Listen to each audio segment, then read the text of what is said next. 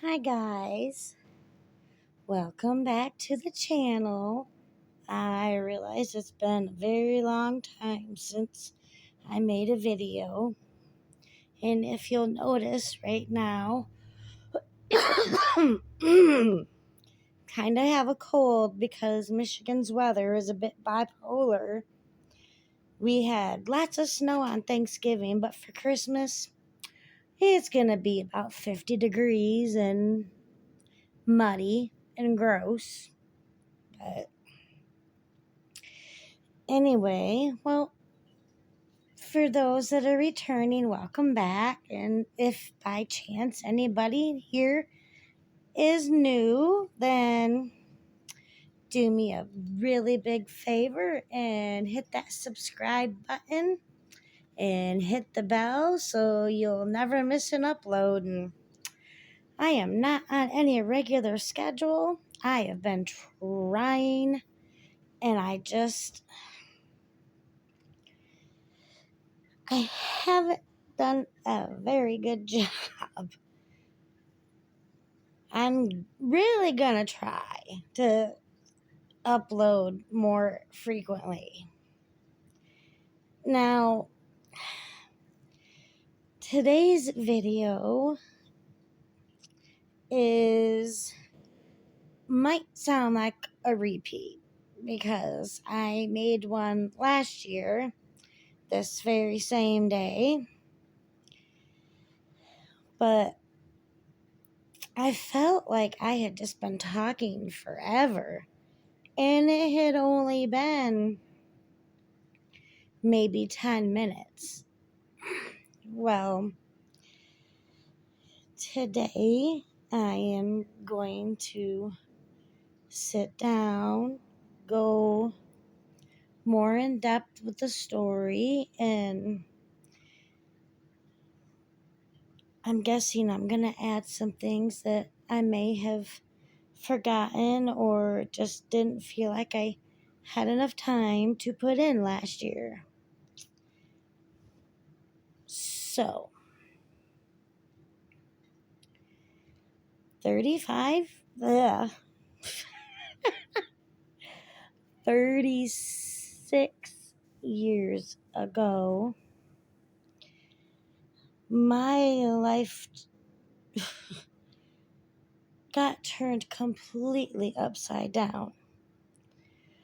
But I want to talk about a little bit before. Now, on December 10th, life was great. Mom had just given birth to my little baby brother, Michael. Little's not the word for him, though. That was one big, fat, chunky baby. He weighed 10 pounds and 13 ounces. He was huge for a baby. And,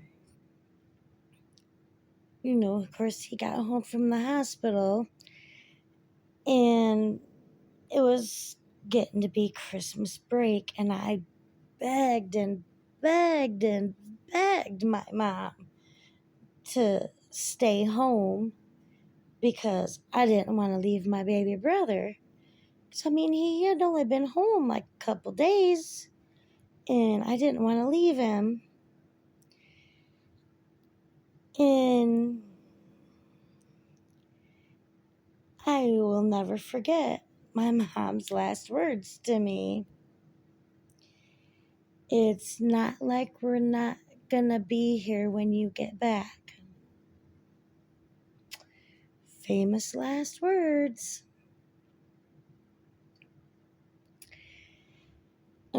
So, I had to go to my dad's for the first half of Christmas break, and this one was very rare because my brother actually came with me. Like, he never went to dad's because he was almost 18 and he had a job, he had a girlfriend, and he had friends that he went and hung out with. So he just became a really busy teenager, and he just didn't go over there. So it was a big deal that he was coming over there. Like, this was a real big deal. Well,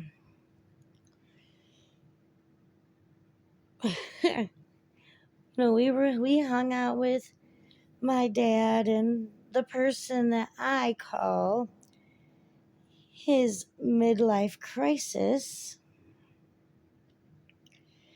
And of course, we done lost believing in Santa, and that's a whole nother story, but that's on my brothers. But so the presents that we were getting were under the tree. And I guess my brother and I are some nosy little shits, because we got under there and started peeling back the paper and shaking and trying to figure out what we were going to get. And it's crazy because I don't remember what we got that year. And we snooped and we knew what we were getting before we got it. Well, most of it, but I can't remember what we got. I remember something my brother got. He got a CD player, cuz that was like the big thing. Cuz this was 1989 and that was high tech. So, I know he got that, and I think that was the year that I got my TV. But, Christmas, it was okay. I mean, neither one of us got along very well with my dad's midlife crisis. So Christmas Eve, we, for years, ever since I could remember, we had always gotten together with my mom's side of the family for Christmas Eve. And it was always at my grandma's house. And for some reason, grandma felt that she couldn't handle all the people coming over because she couldn't handle all the cleaning and stuff for it, which I find out later on the real reason, but I digress. So instead of having it at my grandma's, we had it at my cousin's house. Which, that house is the house my cousin grew up in. Because it was my aunt and uncle's house. And it was like my aunt and uncle had recently separated. But I remember both my aunt and my uncle being at the house.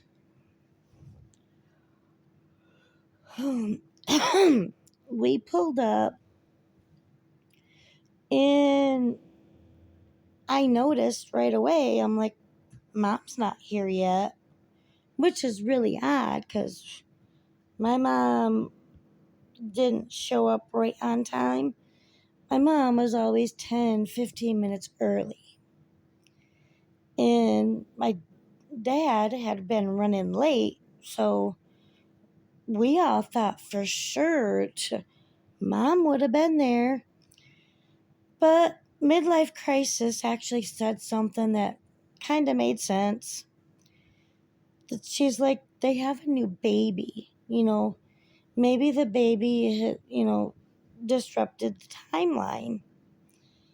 And I said, that does make sense. So my brother and I, we go into my cousin's house and we're all sitting around like delaying starting stuff because we're like waiting for mom, which they knew that was odd. So we're waiting and waiting. And then the ex-wife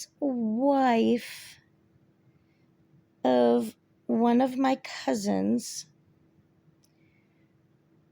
called the house and said that there had been an accident because one of the nurses had asked her if she knew my grandma because she still had she still had the last name. And she's like, well, yes, I know her because they had just gotten brought into the ER. And so she called and we were that was supposed to have been kept quiet from me, but I overheard.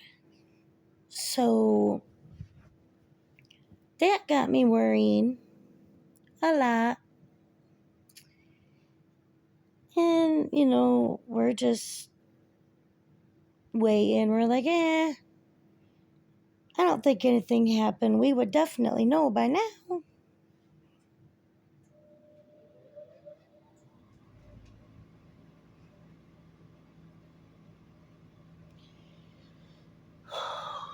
Sorry, had to take a couple second break.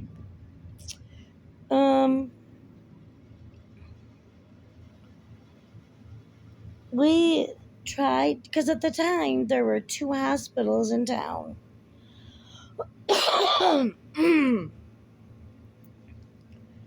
And we tried to call both hospitals. One hospital said that they didn't have anybody by that name.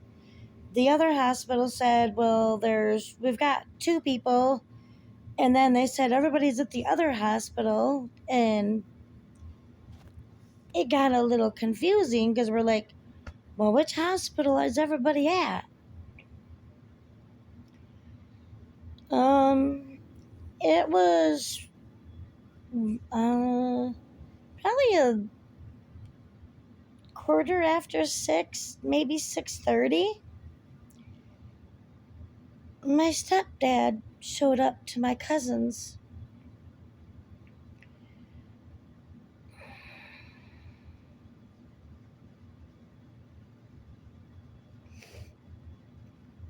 Um,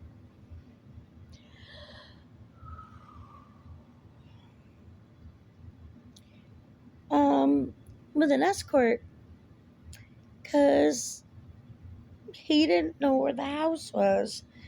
And this is before you could just enter things into GPS and roll with it. So, he had a police escort to the house. He walks in, and my aunt, she was like, what's up? Like, she didn't even say hi. It was just, what's up? What's going on? And my stepdad took a really deep breath and was like, Diane didn't make it.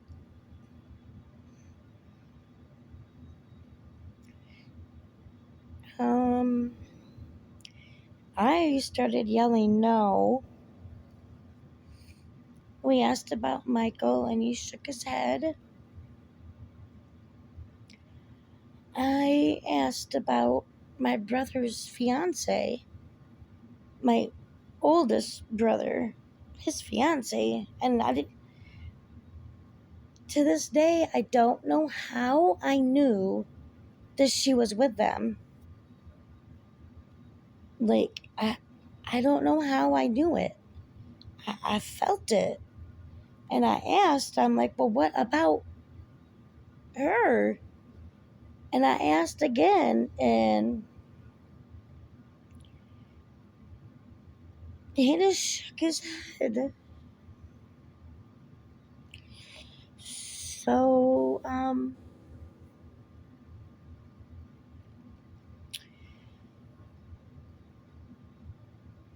Rob and I don't remember who took us to the hospital.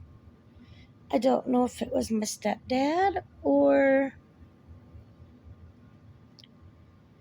who it was.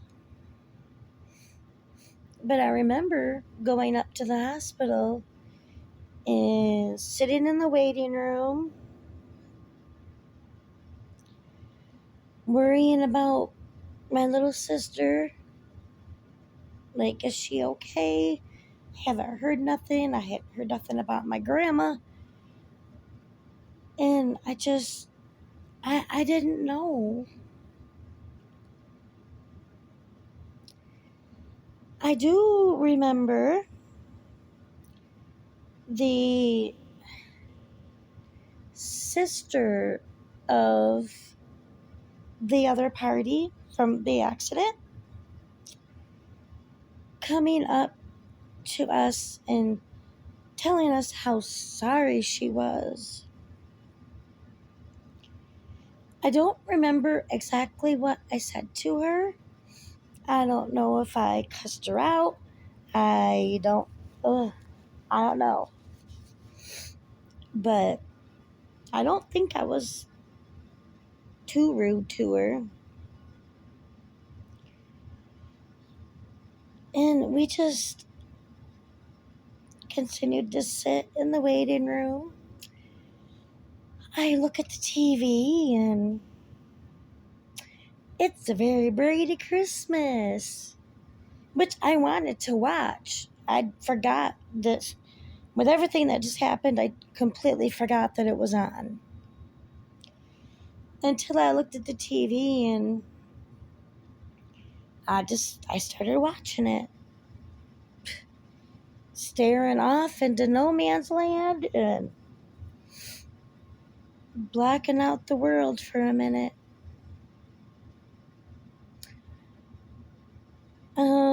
A doctor came out and talked to us about my grandma and my sister.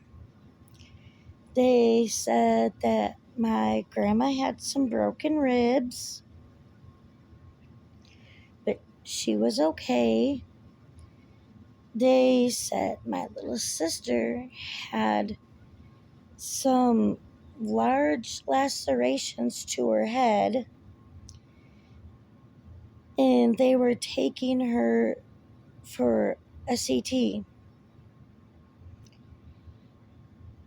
And, a hit to the head at not quite 2 years old. We were stressed. Like, what if she doesn't remember us? What if she forgets everything? And before they took her for the CT, we got to see her as they were kind of rolling her by. Soon as she seen us, she tried to have us pick her up. And when they wouldn't let her come to us, she started crying, and music to my ears, she remembered who we were. She didn't have brain damage, so I was so grateful.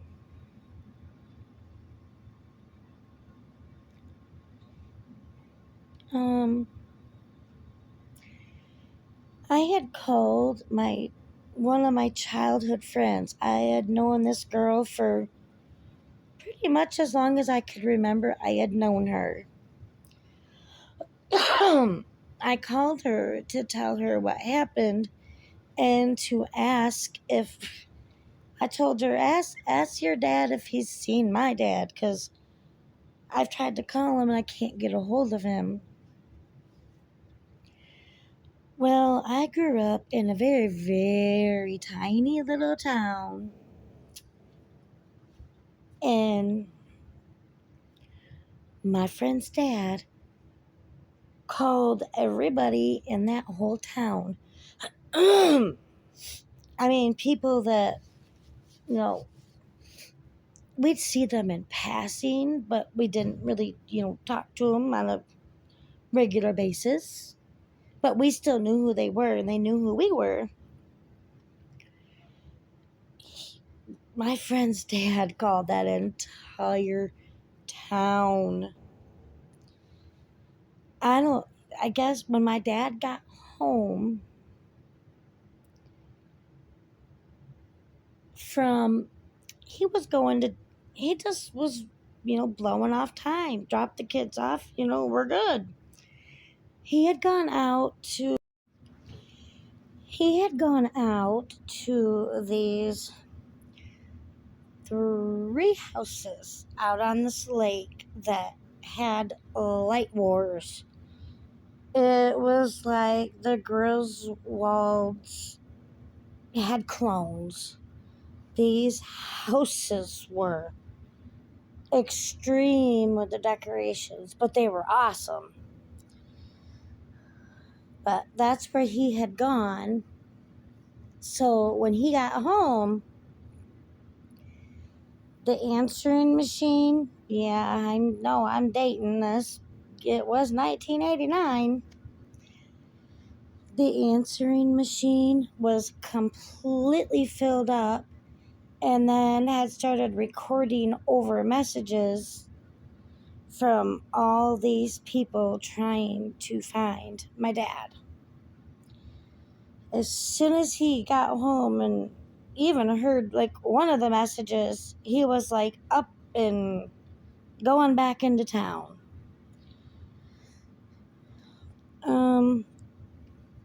When he arrived, we're all still just sitting in the waiting room waiting for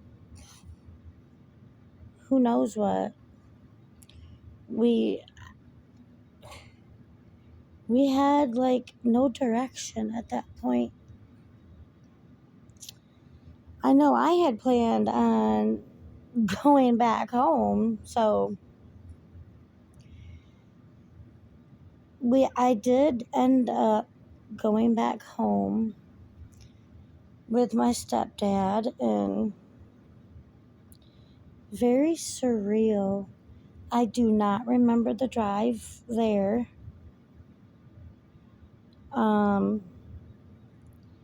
I don't remember. I don't remember really sleeping. That time is a blur. I don't remember.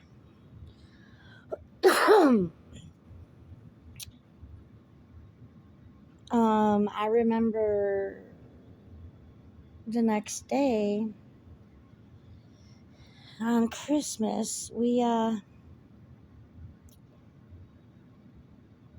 Christmas. It was rough. Man, was it rough. My oldest brother opened up the presents that were for his fiance.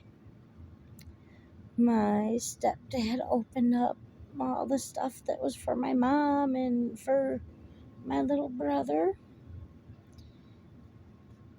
And I don't even remember what I got that year. Sorry.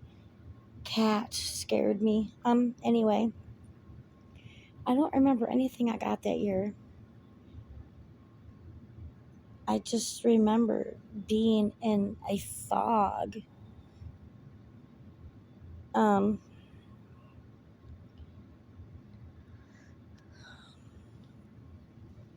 um,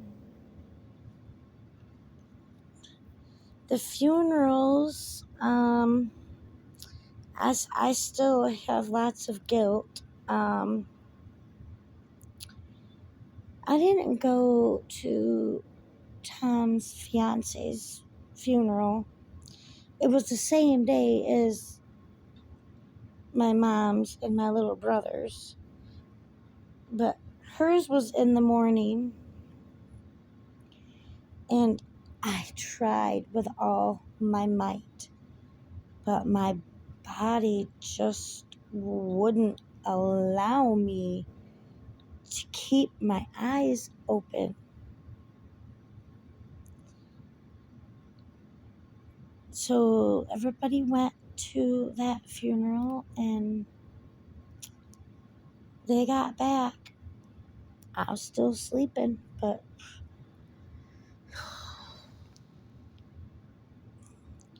I was able to get up and go to my mom and Michael's funeral.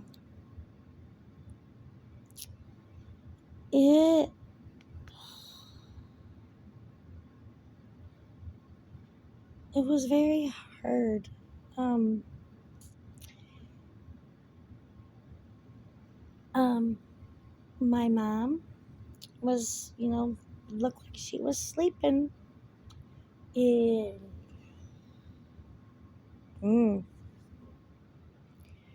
she had my little brother like laying in her arm. Looked around and my brother's entire football team were there.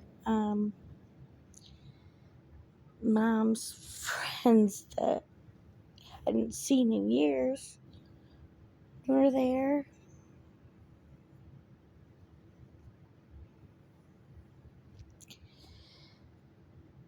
And my little sister,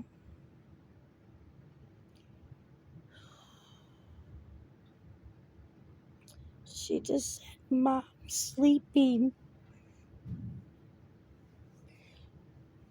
Then I just didn't know what to say. I remember the funeral, and I remember getting in this like town car, like kind of fancy town car. I don't remember like the after funeral luncheon. I don't remember any of that. I remember the next few days were definitely a blur, except for all the responsibilities that my mom had got thrown at me. And I know it wasn't intentional, it just is how it was. And I had to grow up pretty freaking fast.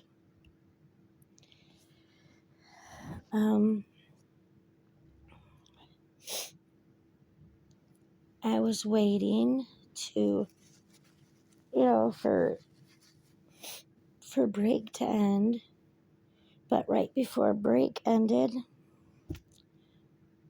I got told that I had to go move in with my dad, and I didn't want to.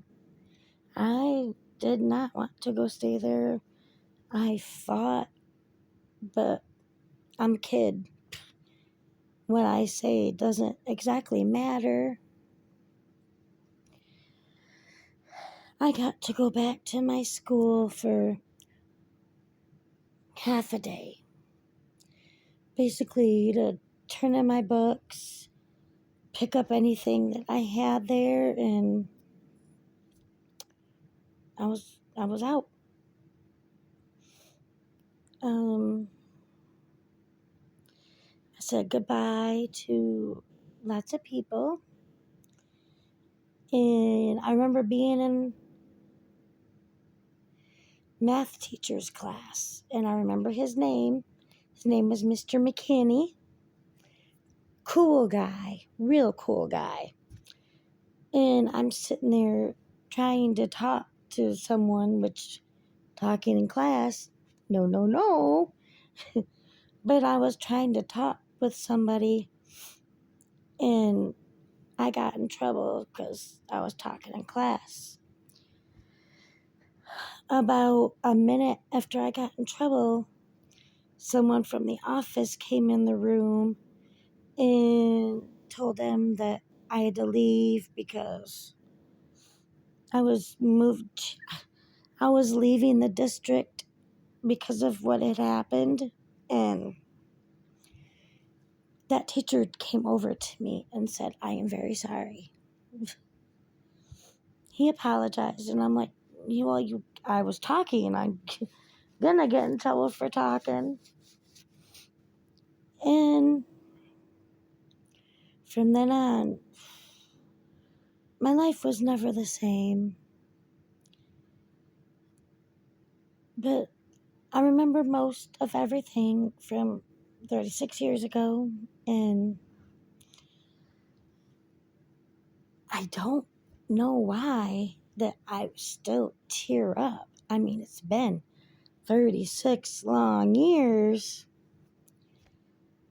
but I still tear up.